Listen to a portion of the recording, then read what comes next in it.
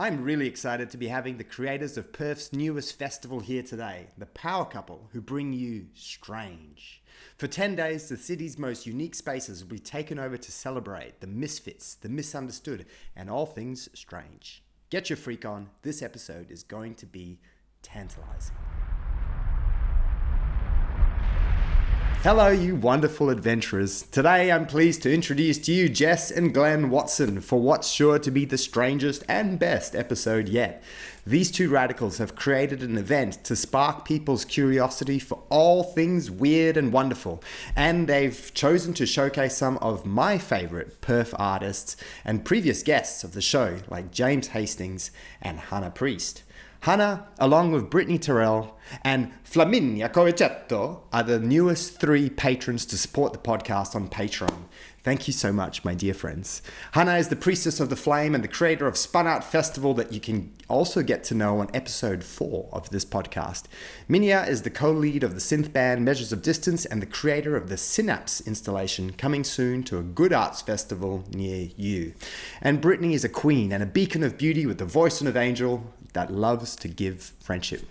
Thanks to you all. And thanks to you that's listening. Please get in touch so I can say thanks to you personally.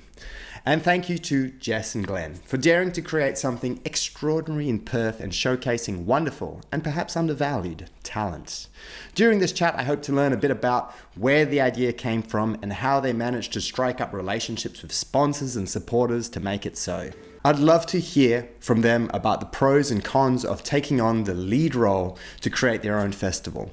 Glenn has significant experience working in large organizations that run events, including music festivals, public space activation, and major sporting arena events. Those opportunities gave him access to big things, but he had his hands tied with how creative he could be. I'd also love to learn about how this duo reached such new creative heights while raising a family. I've heard that Jess is a supermum that's still bursting with ideas for things she wanted to pursue while raising a young family. Jess, from my understanding, decided she could do both, be a creator and a parent, and I'd love to learn how she runs her life to do that. Both Jess and Glenn and my new patrons all sound pretty genius, don't you think? And if you would like to feel a little bit more of that tantalizing genius, then all you need to really do right now is join me in the Genius Ignition system. For those of you that don't know how it works, let me explain it to you. I need you right now, whoever you are, wherever you are, to start rubbing your hands. That's it. We're just going to rub our hands to warm up our own little internal genius, and in a moment's time, we're going to do a countdown and a simultaneous clap and a declaration. Ready? 3, 2, 1. That's the declaration. You're the genius. Now let's get on with today's show and go on a merry adventure. Excuse me, and here in the studio we just about had us slapping each other in the face just there. That was the first triple slap that I've done. Thank you so much for being two guests on the show at the same time. Episode number 14. Thanks so much for coming. Our pleasure. Yeah, happy to be here. Hey, guys excited? Yes. How far off were you? 1 month? No, don't say it like that. It's 5 weeks. Okay, 5 weeks. We got a little bit extra time to scramble. Yeah. Yeah. Strange festival. What's the strangest thing you've seen at a festival? Oh, someone, it wasn't actually at a festival, but there was a woman who must have been breastfeeding at the time and she was expressing her milk into a urinal. It wasn't at a festival. This is just you, just in the ladies' room. This is just like something that. I was working merch at Guns N' Roses, and I was at running Kwinana Motorplex. Yeah, of all places. Yeah. And I was running around between the stands as I did, and yeah, she was just doing her thing. Expressing herself. Yep. Okay, that's a real expression, I guess. Yeah, yep. One of the exhibitors who's coming down to your event, James, probably did one of the strangest things I've seen lately. He loves to build creepy, demonic-looking mannequins, and I had stepped into his workshop space the other day, and he's building a mannequin at the moment that has complete, real human teeth in it. Wow. He found a set of human teeth advertised on Facebook Marketplace, and I think they were free. And the things that this guy picks up on Facebook Marketplace just blow my mind. Like, because I'm searching for conventional things like secondhand surfboard or like some piece of furniture, and he's looking for like teeth and rotten other things and gross stuff. How do you search for that? Weird stuff. Yeah, I didn't think you could search for that. He's also preparing a masquerade party. So today I was searching for masquerade masks, which was more fun than the normal things that I put on there. But yeah, so James is an exhibitor of at Strange Fest, which I'm really, really happy to hear. Who are you guys most excited to see at your own festival that you're organising? You go first. Oh, okay. Look, when we launched Strange, when we turned on the website calling for artists to express their interest, we didn't know how wide the net would go. Yeah. I think we had very low expectations and modest expectations, but we were blown away. We had over 100 artists email us or reach out. Amazing. How'd you do it? Like, how did you cast the net? We Instagram. literally just used Instagram and just begun to build our... On your own profile, or you just started a new profile? Holy smokes. Cool. Yeah. And you had 100 artists write back to you. Yeah. That's amazing. Yeah.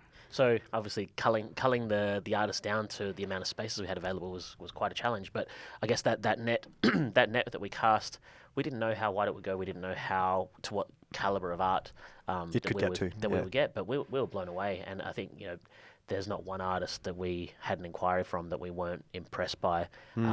For me personally, one that I'm most excited about is a guy by the name of James Hollins. He lives in Albany via London. He's got an installation called Telepathy 101, which is, I'll see if I can do it justice by explaining it, but it's I guess a hypnotic projection style video, which I guess in his words, he says, leave the mind-altering, not mind-altering substances. It's the alcohol until after you've watched it. After you've done it, yeah. After you've watched it. Hot tip to anyone who's coming. Come in a little more sober if you can. That's it. Have a drink afterwards. Yep.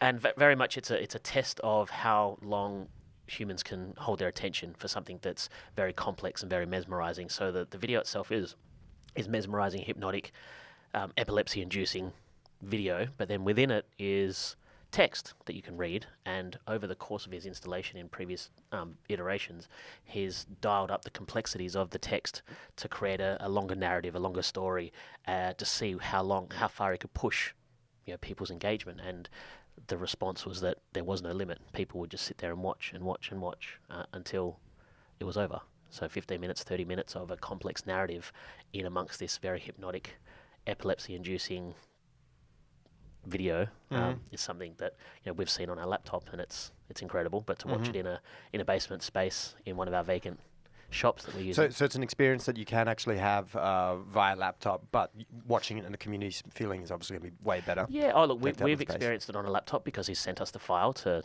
vet whether we wanted it as part. But it still works. Yeah, it still absolutely. Works. So, but doing it in a group of people is always better. It's not always. It's nicer to do in a group of people. Yeah.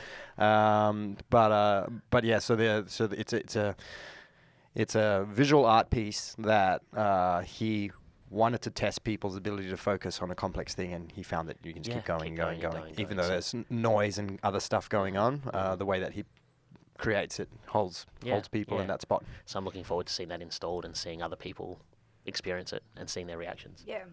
He's also just a nice guy, just a really, really wonderful person. Enthusiastic, excited about Strange, excited to be a part of Strange, as equally we are to have him as part of Strange. Yeah, great. And that's been quite a common, I guess, interaction with the artists. Is they're excited because we've got this festival. We're excited that they've said yes to being part of our festival, and it's this reciprocal, enthusiasm for what we're all creating, which kind of sets the scene for what we're developing and building. Mm-hmm. And Jess? Yeah. We don't have to have favourites here, actually. Like maybe there is she. I don't know what it is, but she really resonated with me. But her name's Emma Varka. She's an artist from Sydney.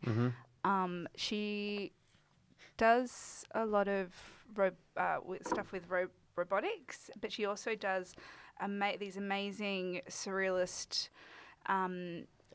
Digital animations where it's she just creates these worlds that I just get sucked into, this sci-fi surreal world that really I'm attracted to. And she's going to do a 6-hour Live live performance. performance. That is, and then she's going to record it and then break it down into a few minutes, and then that's going to be a video for people to watch. They can either watch the performance, or you can do both, or the video. And I just think it's just really cool to see a woman doing all this technical stuff. Not to say that we can't, but she's just is so amazing at it, and it just really strikes a chord with me. And I can't tell you why, probably because I'm a nerd. What's the most recent thing you've really nerded out on? Oh Tickets. no, that's just been ongoing. Oh yeah, Yes. I spent $400 on tickets to go see, VIP meet and greet tickets for last podcast. but I probably won't meet them because I'm incredibly shy. Where are they? Where's the meet and greet? Astor? At the Astor. Are they doing an episode in there? Mm-hmm. Oh, I went to watch a couple, a duo, and I should really know their names. I can't remember. Someone invited me to them. I'd never heard of them before, but they just did a podcast on the Astor stage where they just had a conversation while drinking a carton of beer. It was phenomenal. And like there was two characters on there, and one of them was like really intelligent, and one of them was a bit of a redneck American dope, and the intelligent guy was just teaching the dope something. Yeah, maybe we know the one. It was great. And the intelligent guy taught the dope all about Australia's addiction with mining and our gambling lifestyle, right? It was like he picked out so many Australian identity traits about like our love of just looking for gold and just like and just betting on things, even on a like government level, because the government's doing the same thing in a lot of ways. They're just like, oh yeah, we'll bet on that new mining company, and we'll send a union with them and all sorts of stuff and back them, right? Like everybody wants to get rich quick, and and these guys just nailed it. Like, Flim flam, man. Yeah. Anyway. But Yeah. So Emma Varka. Yeah. I think she's definitely going to be someone to watch. I don't know, just And again, going back to our expectations, or relatively low expectations for artists, we didn't expect or plan to appeal to interstate artists or international artists, and we've got a couple of artists on the lineup that are coming from interstate, so that's exciting. How does the festival work? Are the events ticketed? Are the events free? Is it a variety of ticketed and free? you're the Okay, all you're right. Yeah. Look, the majority of the festival is free to attend and free to visit. Yep. All but one of the spaces is free. Let's plug the dates again. 17th to the 26th of June. Yep. Next year. Or no, this year. This year. Yeah. Yeah, 5 weeks, not 12 months. Yeah. So, of the vacant spaces that we've confirmed and we've secured, one or more artists will install or exhibit in those spaces, and people can come and see them. Some installations will be visible from the window, and they'll be visible 24 hours a day. Others will open from 4 p.m. till 10 p.m. every day. So people can come in, walk down the stairs into a basement and sit down and watch James's projection through till 10 p.m. each night. We'll close it up, open it up again the following day. Other spaces will have multiple artists in, and it'll effectively be a large exhibition space for multiple artists to exhibit in. Mm-hmm. Why did we get onto that? I forgot what the purpose. What was it? What was I going to say? work. Oh, how does it work? Yeah, it was about ticketed or They're free. ticketed. Oh, Yeah. no, there was something else though before that. That's all right. How many spaces are you using in the city? 21. Cool. Is that including all the Piccadillys? Because I don't Yes. think it is. 'cause Yeah. I don't What, think the it's old Piccadilly broken down. Arcade, where the cinemas were? Yeah. Is that empty now? A lot of them are. Partially. A lot. Yeah. Yeah. Yeah, so we Yep. have 6 vacant retail spaces within Piccadilly that we've got. Yep. 2 in Plaza Arcade, a few standalone shops in Hay Street Mall and along Barrack Street. Let's just dig into that. So there was an intention with this festival of going into a city centre, the Perth city centre, and making use of the empty spaces, the spaces that aren't having tenancy and aren't vacant at the moment. So to bring humans back into those spaces, because it's probably better than them just being dead. Yeah, right? absolutely. Like dead spaces. Yeah. So you reached out to, I don't know, all the land business owners and the people who Started have with rights Anita, to these right? spaces. Yeah, so I guess going back a couple of years, and this is something that we've been working on for at least 2 years. Mm-hmm. At least, when It's you been in my start. brain for about that long. Yeah, so Yep. I guess the conversation It's coming out of your brain pretty Yeah. soon. Yeah. It's about to spew out into reality all over Perth CBD. It's like, oh, there it is. Almost what I pictured. Yeah. basically Jess started having this conversation regularly with me where we should do our own festival instead of just working for other people. We should do something of our own. And me being the pessimist and the risk averse operations guy in most of the work that I do, I guess kept saying no, it wouldn't work. People don't come out in winter. If you do a winter event, people complain. They want a refund if it's raining. You just don't get the attendance, and it'll fail after 1 year. And that was the starting point, I guess, for the festival's concept. And then as we kept talking about it, the idea shifted. And how did you come around? What was the... I guess the shift was looking at, I guess, what I'd experienced through my time at recent contract work, working at the MRA, the Metropolitan Redevelopment Authority. I had seen activations and events in Yagan Square and Elizabeth Quay and through the city of Perth as a whole. And the things that work really well are the ones that pull in a lot of people to come and visit and engage with the retailers in the city. So the biggest, I guess, benchmark was the Christmas Lights Trail.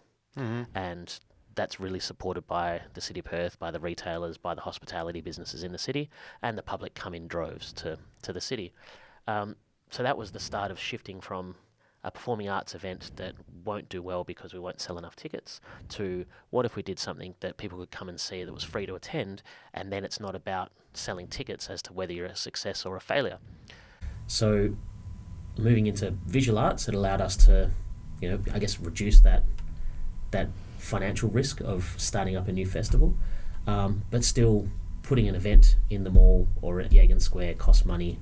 You've got security, you've got power, you've got shelter from the rain if it is going to be wet. And I guess the light bulb moment was the vacant retail spaces, talking to owners or property managers of vacant retail spaces that are sitting there with no tenants, paying no rent, but they've got a neighbour that's paying rent that's crying poor because they're not getting engagement or they're not attracting customers because the city is struggling at the moment, particularly post-COVID.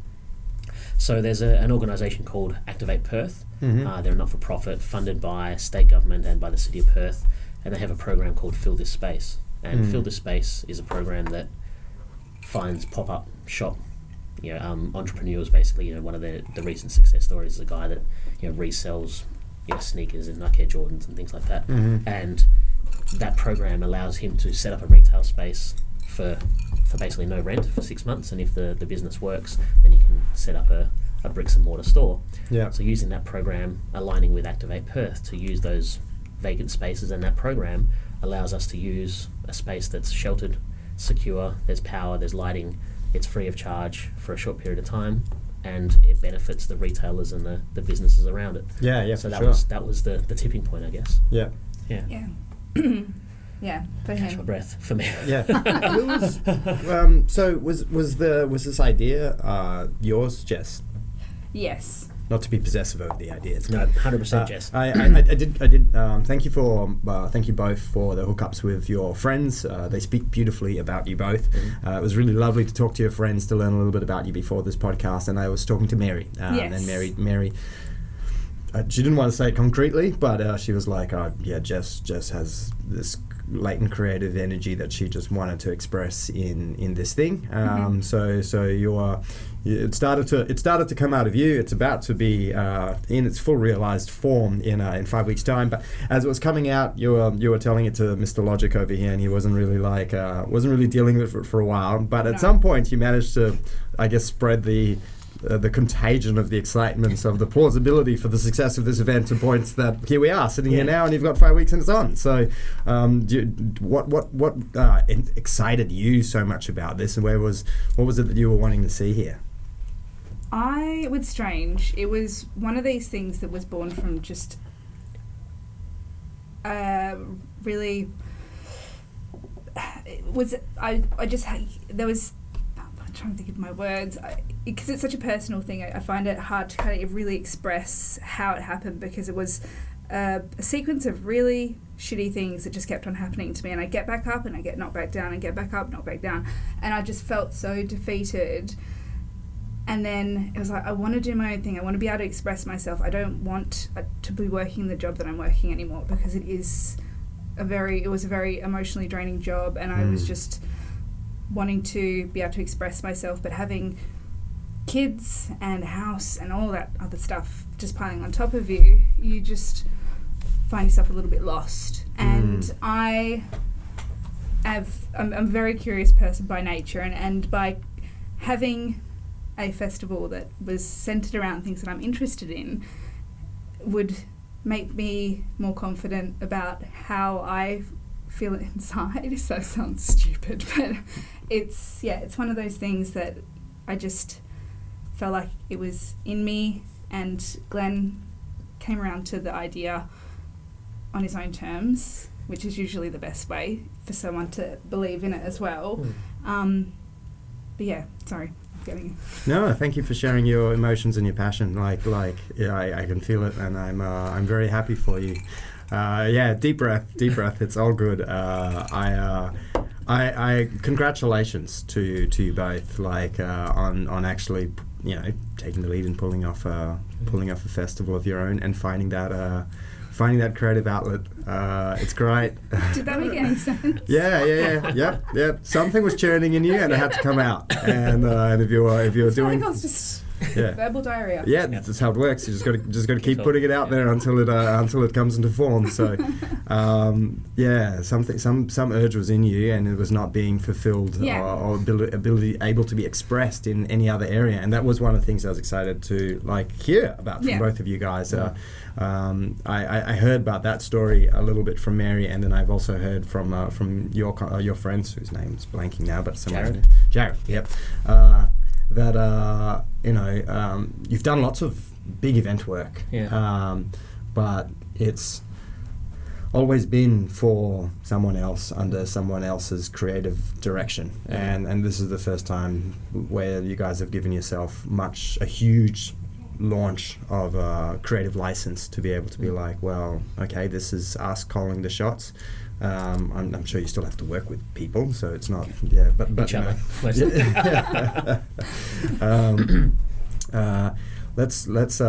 I would love to hear more of that energy. Whenever you're ready, please let it come out. It's great. It's great. It's a really beautiful thing to see. It shows that how much you love this project.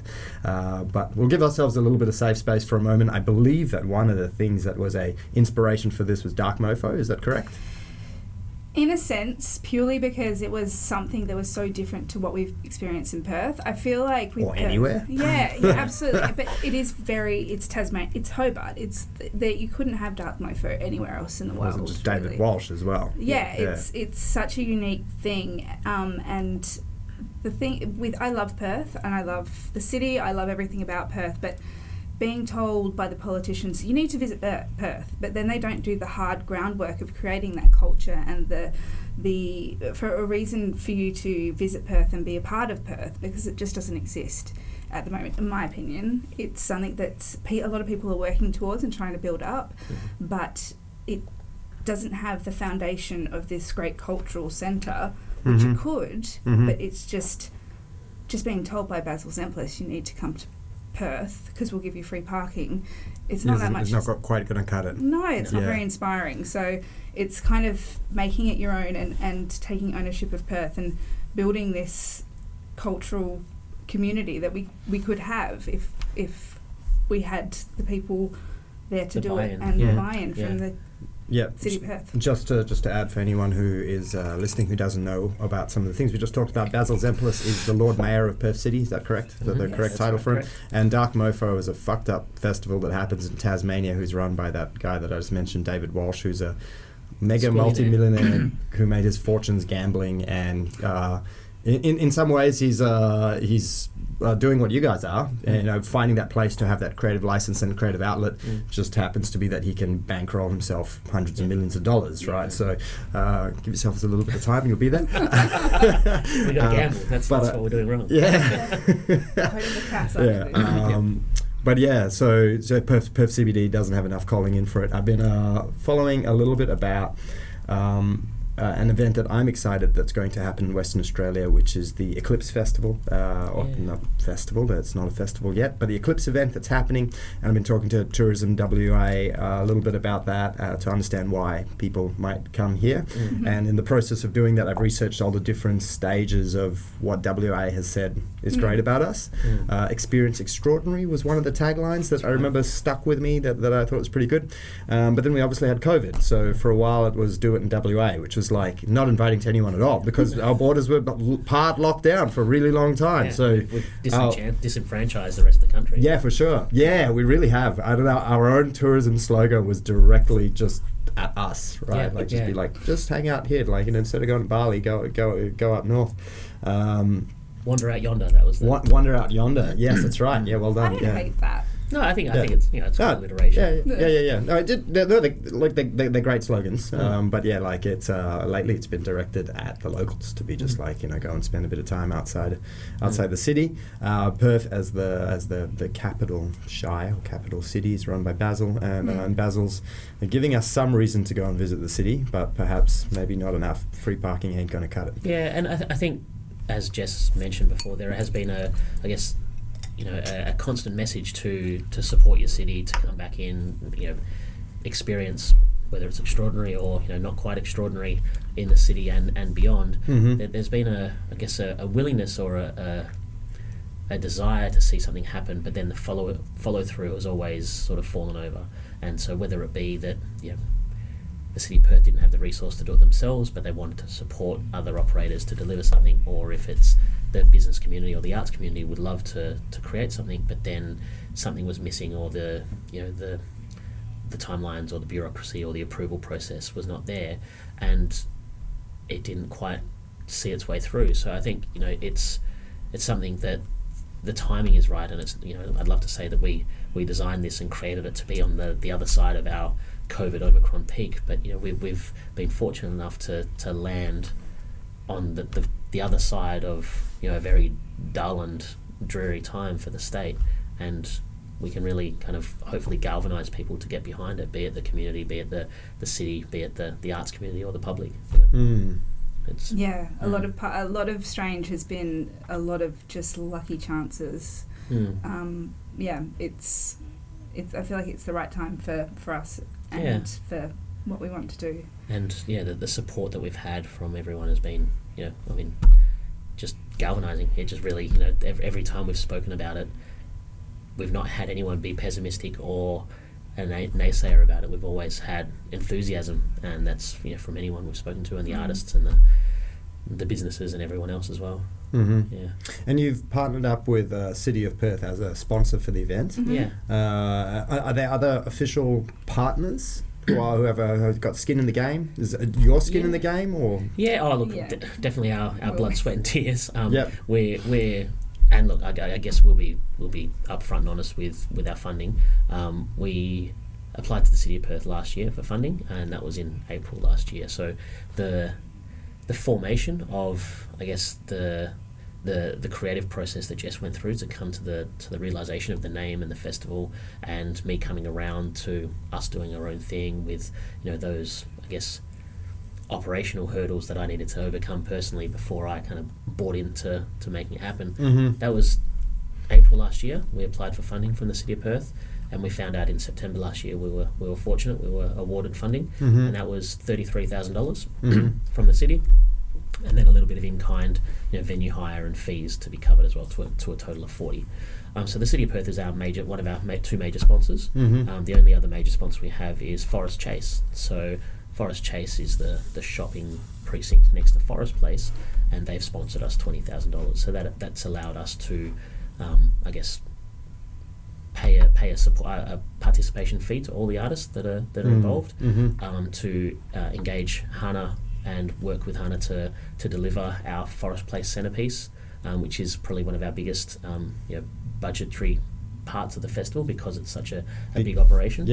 And then all the other fun, boring things like insurance and website and Facebook ads and street posters and so on, and that's pretty much it. So that's the entirety of the funding that we've got is $53,000 compared to Skyworks getting $1 million and some of the other larger arts festivals getting 6-7 figure sums. Yeah. I was actually just on I think it's called the Rise. The Rise Australian government program funding thing, and I was looking at all the recipients for Rise to see where that's going, and so that's a funding body that's been created by the Australian government to help event creators, festival creators, party creators to rise back up after COVID times, and it's cool. It's all publicly available to have a look at who's getting what money. And some really good organisations and operators were awarded money, and then there's some other contentious recipients in amongst the mix for Rise. Yeah, it's nice that it's at least transparent. You can just have a quick little flick through there. So it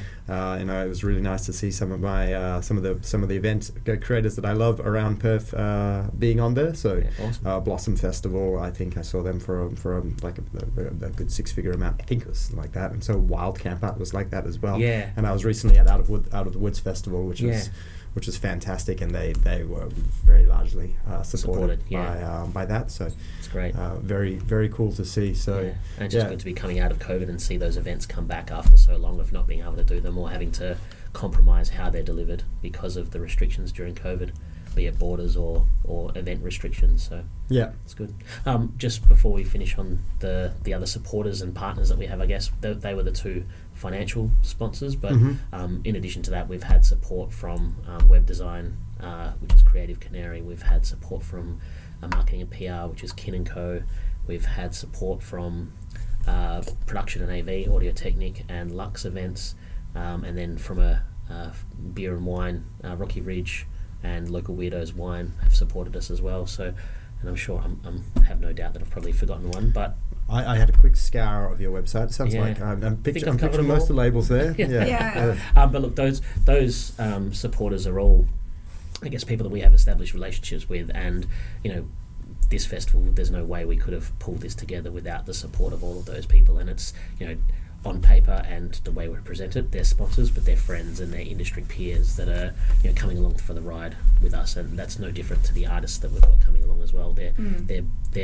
Their belief in what we're doing and what we're trying to achieve is another huge part, and effectively those 50 artists that are part of the festival are also our sponsors and our supporters. Yeah, great. You were going to talk about one of the centerpieces being a piece that Hana is working on. Do you want to describe that? Is this a good thing to reveal, or is this a secret? I suppose it's fine. I don't know. Sorry, Hana, if it's not. We've had a conversation. We've had a couple of conversations about how much we reveal to the public about this, and I guess there is an element of mystery and an element of surprise that we'd like to keep around it, but at the same time, it's so fucking cool that we want to tell everyone about it, and the more people we tell, hopefully the more people that come and see it. So effectively we're building a sculpture in Forest Place that will be there for the duration of the festival. Was it 12 metres? 12 metre diameter spiderweb that we're suspending in the air 4 or 5 metres, and over the course of the 10 days, the spider that will live on the spider web will collect bits and pieces from the city and add it to their web, and then on the last night of the festival, Hana and her team will set it on fire. So the space and the installation will be called Cornovus. Got an email today from Hana saying that the Latin translation was not quite right, and we need to reconsider the name. So I think we might retroactively change that. What was it meant to mean? And what Strange Heart. Strange Heart. But there was an email today from Hana, from her Latin lecturer friend, who said that's not actually the right word. It should be cor novum or something to that effect. Okay.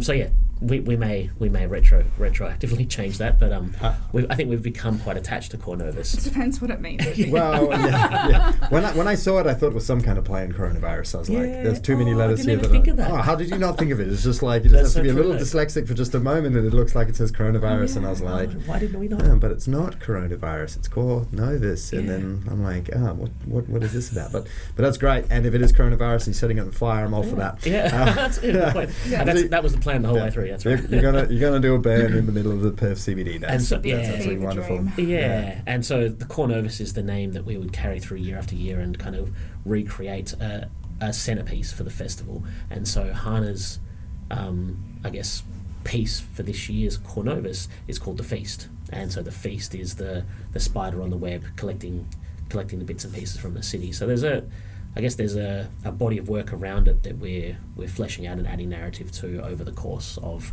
not just this year but future years of the festival. Mm-hmm. Yeah, long-term vision started to build. Yeah, Yeah. I think so. Yeah. Yeah, well, you got to aim for something, right? Yeah, that's right. Yeah. Yeah, and I want to be doing this. I don't want to go back to my old job. Yeah. Yeah. Were you in the event space, Jess? No, I wasn't. I managed merch a lot for a long time. Yeah, you just said Guns N' Roses before. Yeah. Yeah, so where before I was a parent, I would go to uni, work 2 jobs, and then do merch whenever Glenn said yes to doing merch, because he'd say yes, but then he'd have an event and I'd double book myself and then tell Jess she needed to go and work at another show. Amazing, nice. Mm-hmm. And it would be, so me managing big shows like Justin Bieber and what's her name? Taylor Swift. And it was rotten. It was very stressful, and just I quit for a long time. Pretty much I pulled Jess into my world, but kept dragging her along against her will to the point where she grew to hate it and wanted nothing more to do with it. Yeah. And so that was 2013, 2014, you were done. Yeah, I didn't mind the little shows. The small club shows were great, but it was the big stadium shows that drove me mad. Yeah. Mm. And so, bit of time away, and you've come back willingly. No, but not to doing Not merch. to do big merch, but no, coming back into the events industry in a way that's sort of on your terms and to our... Having a creative control as well. Yeah. Where did that conviction come from, where you were like, that's it, I'm fucking doing my own thing. Like I can't do this anymore, and I know I can do my own thing, and I can't deal with everyone else's nonsense. But like, where did the conviction come from that you were going to do it, and then how did you develop that and develop the faith and the tenacity and the courage to just be charging forward on it?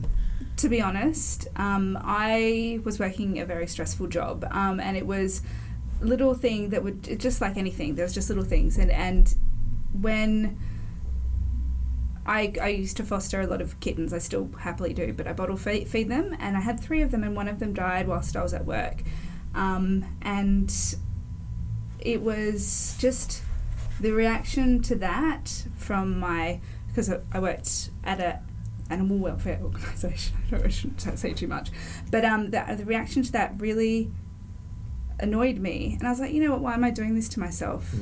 It's not where I want to be, it's not where I need to be, I'm trying my best and it's still not enough, and so I quit that day. Yeah, and it was just a build on to that. So it was when you give your heart and all you get back is just, shrug the shoulders. Mm-hmm. Sort of, I was like, I deserve better. Mm-hmm. I am better, and if they're not going to listen to me, then walk away. Mm-hmm. Yeah. So that's how I came to it. But yeah. And I'm proud of you for it. I'm just in the room catching beautiful things right now for who's listening. It's wonderful. So no, thank you again, Jess. Like, please, it's beautiful to hear. Please feel free to cry. Yeah, I don't want to say the word, but just feel free to just be emotive, to share. It's gorgeous. I appreciate it. Anyone listening, I imagine, will appreciate it. It's really nice to hear when people are in love with the thing that they're doing, or passionate about a thing that they're doing, or really putting their stake in the ground and saying, I declare it. I think to add to Jess's experience, as the husband and the father of our family, watching Jess in a job that she was passionate and loved for a long period of time get to that point where it was detrimental in so many ways, from an emotional perspective, from a mental perspective. It got to the point where, no matter how much she loved the core of that job and that industry and that career, it was not healthy, and it took a long time to I guess see the forest for the trees. Once you in some ways you could say it's kind of gaslighting. You're working for an organisation where you're passionate about the job, you're passionate about the industry, and you think you're doing the right thing, but then over time you get beat down to the point where you're not really doing it for the right reasons, and it's having such a such a negative effect on the rest of your life. And I guess I speak about this because I went through it before that, and Jess sort of was my kind of voice of reason telling me to get the hell out of there. This is not good for you. It's not healthy. You're coming home. You're unhappy. You're miserable. Your temper's less.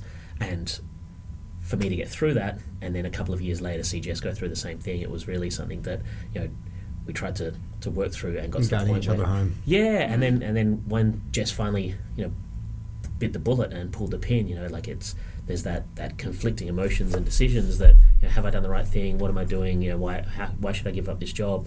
But by leaving that job, it's allowed us to focus on what then was just an idea, and we didn't know we had funding from the City of Perth, to now sitting here in a podcast talking about a festival that we're delivering, and that wouldn't have happened had you not pulled the pin. Yeah, absolutely, and it was definitely the right decision. I don't regret it at all. It was a big decision. Yeah.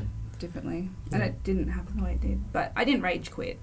It's quite amicable, but it was, and I think everyone knows deep in their heart when they're happy with something that they're doing, or whether it's something that's just sapping all their life and energy from them. And I think one of the biggest indicators for me is the way I behave at home, and that's not being empathetic to my children and listening to them, and they're listening to what they need and having just a temper. I've also had that moment where I've had to leave the place that I worked for as well, and I still really appreciate that place that I was working for, but I also got to that point where I was just like, it's time. This is just not gonna ever take me anywhere that I kind of really want to go. And then I got to have a lot of creative license. It was really wonderful, and I did a lot of great things, and then did a couple of strange things, not the kind of strange that you're doing, different kind of strange, and then got to a point where I was like, it'd be nice to just step back into that office career space just for a little while, because it was an easy way to make pretty decent money, right? And I don't have to worry about it too much. Turns out I can't anymore, because when I go back there, I got fired from 2 jobs in the last year, and in the second one I won't say hate, but I didn't enjoy so much. In the first one, I genuinely wanted to do a good job, like genuinely did, and I thought I had the charisma and like the attitude, and I was there to do a job that was going to change a large organization, and I've given myself so much personal sovereignty, is that the word? And so much creative license, and I trust myself so much that I trust everyone else so much, and that doesn't work in some large organizations, right? Like, and like my team became, my boss and my team became very alarmed and very petrified of the way that I was working, because I trusted everyone, and I was just like, yeah, I mean, we're going to work together, and you're going to do a good job, and if you don't do a good job, well, that's, it's kind of on you, and I don't really care, right? Like, I really don't care. Like, I'm not going to force you to do anything. I'm not going to police you to do anything. I'm not going to spank you. I'm not going to scold you. I'm not going to give you bad reports. I'm just going to work with you, and we're going to, be mates of each other. And I was trying to share everything I could transparently as well. Yeah. And then I got fired. and it was so weird. And I just found out, like, sorry to hijack the conversation, this podcast about you, but I'm just so excited because I got to catch up with someone from that job last night, and they told me, and this is now just me showing that I have a little bit of a naughty monster bad person in me. Schadenfreude, is that the word, where you take pleasure in someone else's not doing so well? Is that the word, the German word? Anyway, the project that I was working on has failed, and my boss has quit.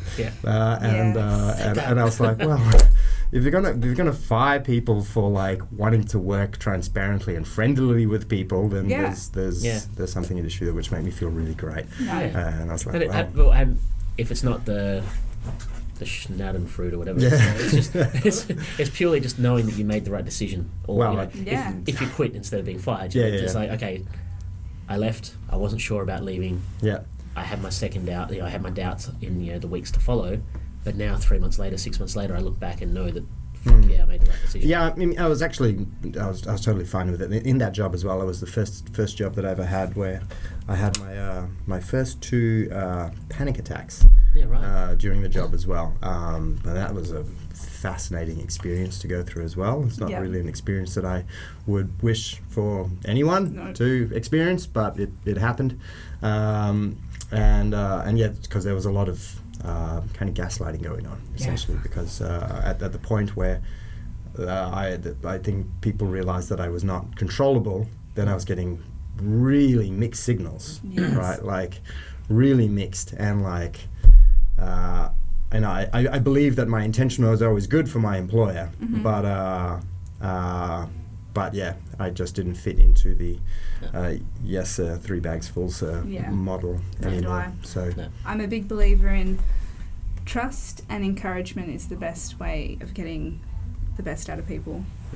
Yeah. Rather than micromanaging. Yeah. Yeah. So these are the pros of running your own thing. Is you get to work your own way. What are some of the hard things of running your own thing? You got to put your own skin in the game. You got to back yourself financially a little bit as well. Yeah, we have, and I guess coming out of 2 years of COVID in the events industry has been tough. But at the same time, that challenge has brought opportunity, and that opportunity has been, in my last year, I've worked on events that have come about because people couldn't get into the state. So I worked on the AFL Grand Final because some people couldn't come in, well, because the Grand Final was in Perth, because it couldn't be held in Melbourne. I worked on the Karrinyup Shopping Centre opening activations because people from Melbourne couldn't come over. And so those opportunities allowed me to expand my network, to earn reasonable income over the period of time, which has allowed us to take some time off from earning money and paying the bills, because we've built a buffer up, and we can now dive into this, what is effectively a labour of love for us for the next couple of months, because we believe in it. Yeah. And so I guess the big chunk of skin in the game is our time, more than anything. I don't think it's a con either. No, you're right. Neither of those are cons, I don't think. No, it's the opportunity. We've created an opportunity to do that. So that is a challenge, and it's something that, talking about coming from an office environment and not being controllable because you're positive and you're open and transparent. I think we're now at a point for us in this project where we're backing ourselves, and I think we still have moments of self-doubt and imposter syndrome, but we're a lot more sure about what we want and what we don't want, and even between the two of us we're communicating better about what we're trying to achieve and how we're working on a little bit of this, or I don't like this element, how about we work on this, what do you think how should we approach this? We've sort of turned the corner in the way we're managing it, because we've empowered ourselves and allowed ourselves to get into it. But to go back to the question, I'm digressing a bit, but the one of the cons in doing your own event is it ends with you, the buck stops with you. So if we don't deliver something, or if we don't meet a deadline, then it's only ourselves to blame. There's a lot of approvals and processes and plans and documents that are required for setting fire to a sculpture in Forest Place. So that's this week's body of work for me, is getting all that in order and submitting to the City of Perth. But I'm confident. Yeah. They know what we want to do, and they're supportive of it. Yeah. So, Yeah.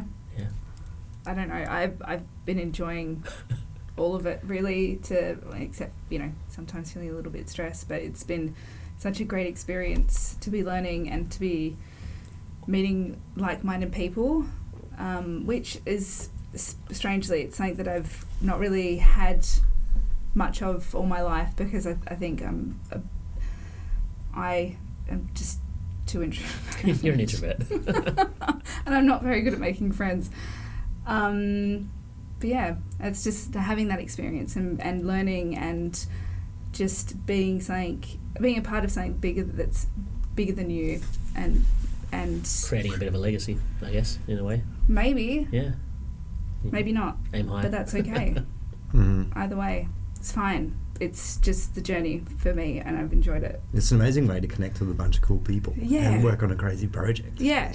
Like, I'm running a thing and I need crazy artists. Like, again, it's amazing that you found 100 artists respond to you without actually having to dig that hard, and shows the appetite there is from artists to do things that are strange, that are underrepresented in the world at large.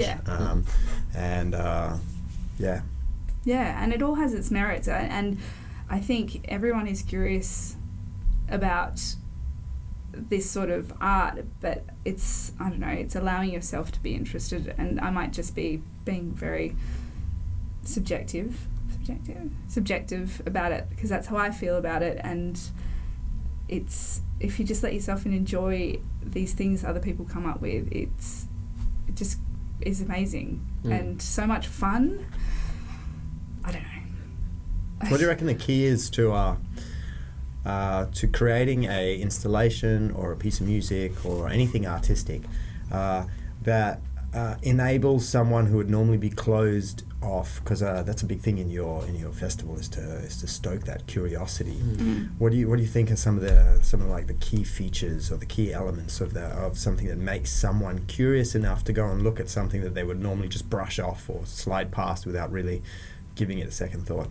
I think it's that's a very personal question, I think, because there's some things that people are just not that interested in, that doesn't interest them, or it might be a little bit scary for them, but then other people just can't get enough of it. And I think it's really knowing yourself and knowing what you're interested in. And I know that's not really the question you're asking, but it's a very difficult question to answer, because it is such a personal thing, and we are also different. Like, I know Glenn's definitely not interested in things that I'm interested in, but he's interested in things that I'm not really interested in, and it's just that, I don't know. Yeah, and I think, my first thought about how do we provide the opportunity for people to experience things that are not normally in their realm of acceptable or content that they would otherwise consume or experience is partly the placement of the festival, by putting it in the middle of the city. It's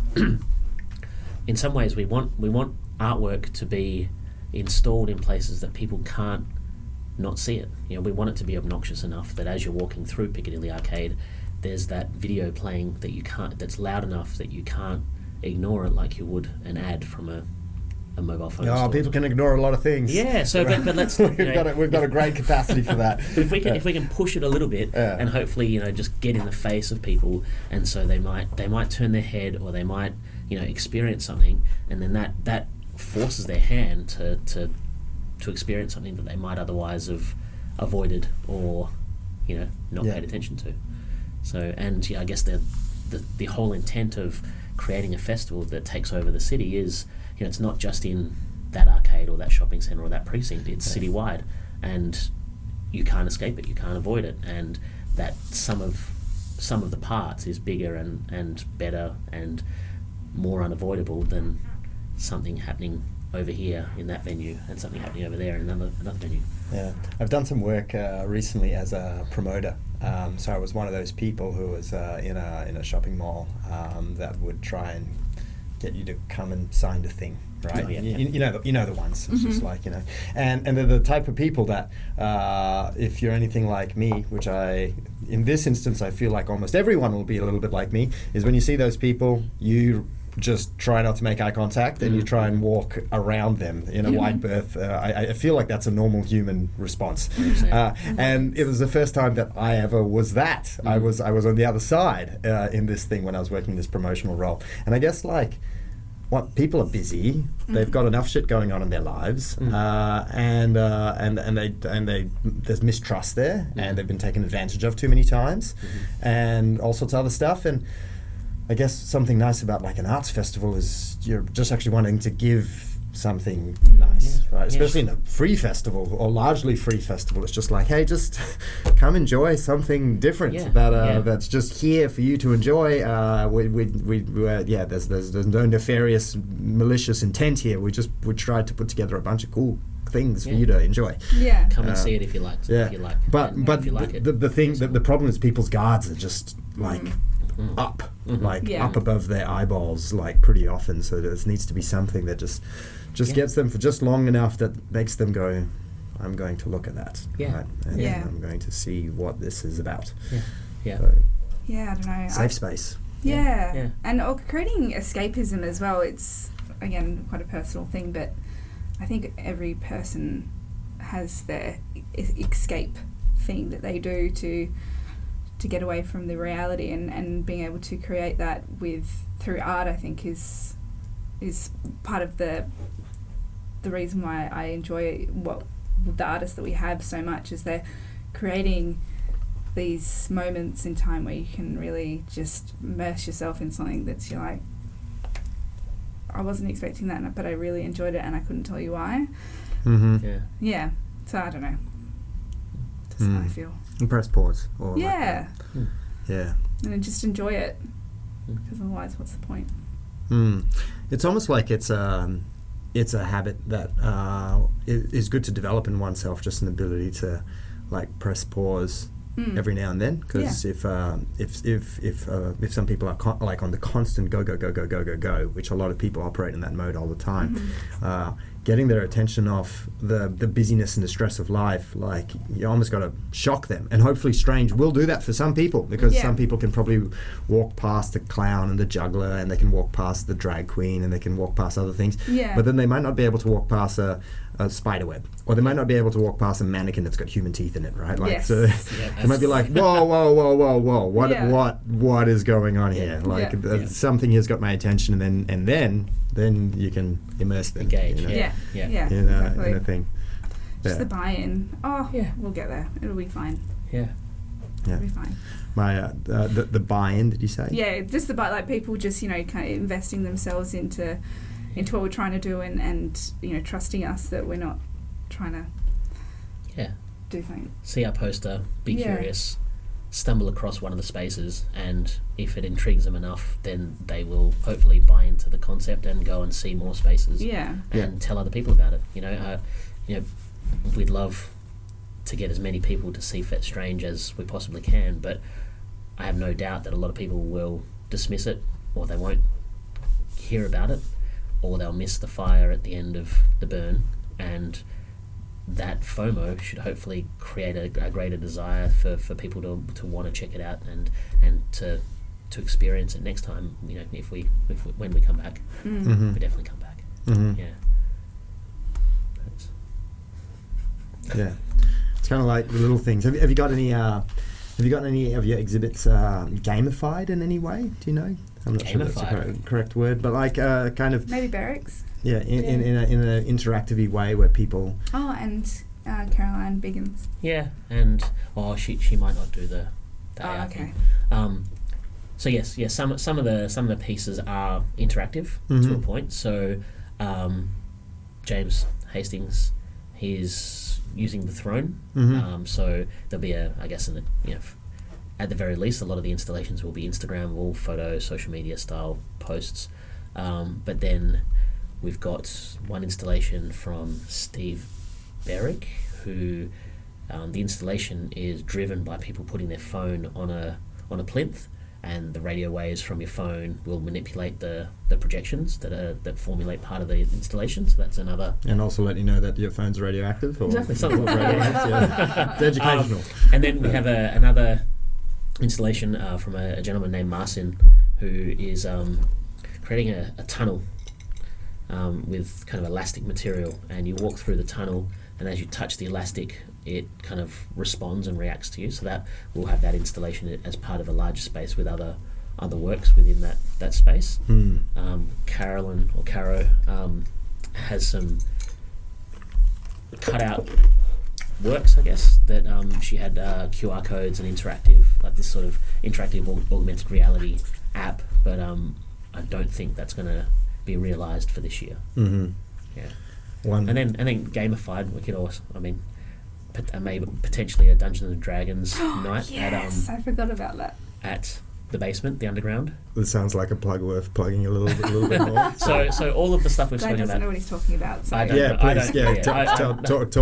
Talk nerdy to me, Jess. So I'll set the scene. Yeah. So all of the other spaces are free to attend, free to visit, with the exception of the underground, which is our live performance venue. Yeah, cool. For the most part, that'll be musicians performing shows. Where underground? Which part? Don Massimo Underground, which is the original Toastface Griller venue down the laneway of Farrack Street. Yep. They've got a venue. It's a basement, 75-person capacity, cool little space, and tight enough, small enough that it suits. All right, I think you've said Strange. enough. It's time for Jess to So in amongst all the bands, there's going to be Dungeons and Dragons. one night that we might do. I thought we were going to do 2. Or at least one night of Dungeons and Dragons one shot. Is it a one shot though? You don't. I don't even know. So I don't even know. You talk. Glenn has a friend who runs Dungeons and Dragons nights at a bar, and because I actually play Dungeons and Dragons myself, I was asking him some questions like, is it a one shot? Don't know what a one shot is. How many DMs are there going to be? They're dungeon masters. He's like, 1. I was like, for 75 people, it's not going to happen. So we're not sure. I don't know the details of it yet, but it is hopefully going to be a one shot with hopefully teams of up to five or six people with one dungeon master per group. That's how I'd imagine it. And it's a one shot, so it's a game that instead of it lasting for years, which is what it does end up doing when you do a proper campaign, it's just played over one night, and it's very time regimented. So certain things have to happen at certain points in the game for the game to move forward, regardless of how much your players are messing around.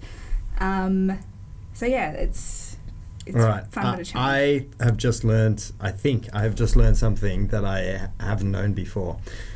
Did you just say that a game of Dungeons and Dragons normally lasts for years?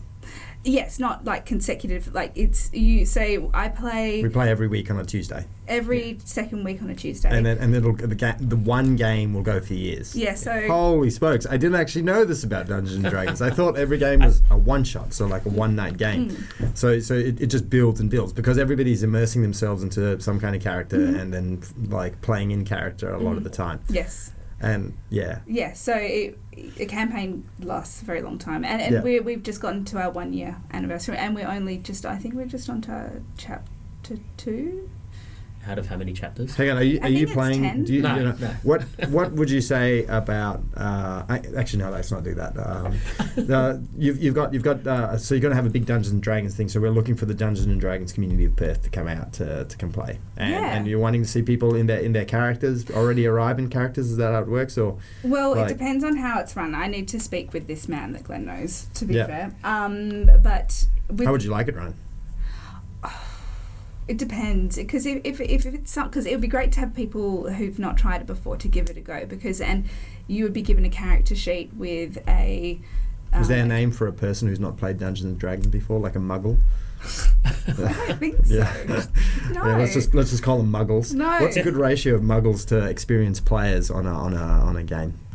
I don't know, because I was that muggle when I first started. I was the only one who'd not played before. And yeah, everyone else was. One of them is a dungeon master himself, who is very experienced and plays. He's been playing forever, and he's very, very knowledgeable. And then a couple of other guys who have played for a while as well, and then someone else who's done another campaign, and then just myself, who was not really knowing what I was doing, but they're there for the ride. But yeah, it's fun. Yeah. Yeah, but I think it'd be a good opportunity to, if you've ever been curious about Dungeons and Dragons, to come down and give it a go, because there's no real commitment. It's just to have fun and pretend you're someone you're not for a few hours and talk less nerdy to me. And because I still actually don't know what it is, and so if you do want to spruik it to someone who's listening to this conversation who's never played Dungeons and Dragons before, and you're wanting to invite them to come over there to lose their Dungeon and Dragon virginity, to go from a muggle to being a Dungeon and Dragons person, what is it? Why would I do it? a game where you use your imagination, and it's like RPG, but in your brain. Where you just imagine what's happening. For my character her name's Basilisk, and she's a tabaxi, which is a cat person, the actual cat humanoid. And she was raised by Yetis, and she is chaotic good. No, neutral good. I think I'm chaotic good. So no, I'm chaotic neutral. So I just do things for the hell of it. And I don't know, I'm not very good at this. It's just fun, and you just can just be an idiot for a while, and it's fun. Yeah. Okay. And again, it kind of sits in, we hadn't thought about Dungeons & Dragons being part of Strange until the weekend. Was it this weekend or last week? I thought, we talked about it. Yeah, we spoke, and then it just... And then that opportunity happened, so... Yeah, so... But it just fits, I guess, the idea of inviting people to come down and do something out of their comfort zone that they're not familiar with, and if you like it, you can do it again, and that kind of works. Yeah. Yeah, works in with the festival. I know a few crew who like to play Dungeons and Dragons. In particular, some of the crew from Blazing Swan who are at the Church of Belligerence, which is the strangest, creepiest place in that festival, and a lot of the people there I find just really scary, but they're great people, but they're scary, and I think there's something awesome in how much they scare me. And then when you get to know them, they're just really other daggy, sweet human beings, right? Yeah. They're just put out certain vibes in certain ways where it just seems petrifying, but they're just hanging out and playing board games and just being really chill. So Yeah. I don't know. It's like people who are fans of metal music. They on the surface look a little bit intimidating, but then when you see them and meet them, they're actually the most beautiful, lovely people there are. A lot of them are. Yeah. One of my good mates, his name's Frank. He's like that. Like the first time that I met him, he looked like a biker that was just going to kill you in any moment's time. He had long, scraggly, black and grey hair and a big beard, and he had covered in tattoos. And he's tall, and he's wearing a leather jacket, and just the scariest looking human, right? Like just really scary. It looks like he'd have guns in every corner of his leather jacket, or knives, or something else awful. But he's just a sweetheart. And it took quite a while for that stereotype to unprogram in my mind, to actually be able to start looking at him and then being like, friend, and then eventually I'm like, oh, he's my friend now. And then you see anyone else who's like that, and you're like, friend, right? It's a little bit of conditioning that you put in there, and then it works. So it's usually the people that are straight-laced that are the scariest or the meanest, I find. But the people that society say that, oh no, they're bad, they're this, they're that, they're usually actually most sincere and kind people, and interesting. Yeah, for sure. I haven't got to play Dungeons and Dragons. I haven't got to play that kind of character, but in the last few years I've got to play a lot of characters because I did some performance work, and I got to perform in drag.